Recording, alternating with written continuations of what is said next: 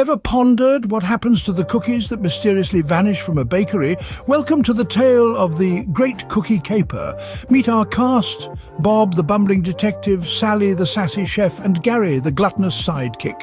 We open in Sally's bakery, the scene of the crime. Bob, ever the investigator, is already knee-deep in cookie crumbs. "All right, Sally, spill the beans. Who stole your cookies?"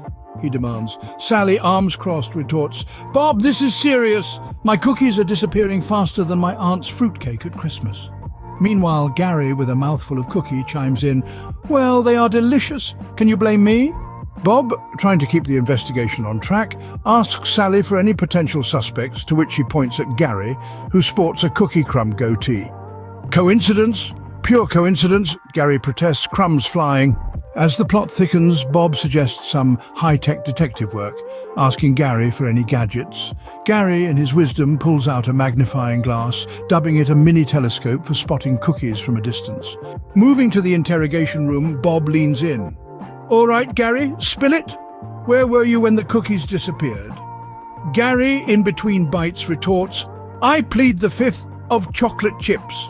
Sally, clearly frustrated, face palms, "Bob, this isn't working." Suddenly, a cookie crumb trail leads out the door. "Aha! The plot thickens. Follow that crumb trail," Bob exclaims. Gary, ever the foodie, is already on the move. "On it, detective."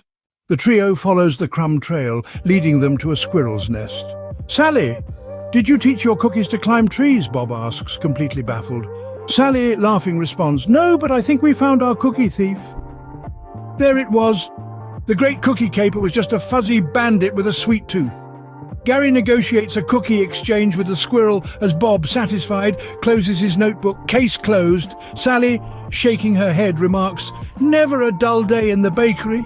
And so, we fade out on our trio, sharing a laugh and cookies with the squirrel. The moral of the story: always check the trees before blaming your gluttonous sidekick for your missing cookies. Until next time, keep your cookies under lock and key and your magnifying glasses handy.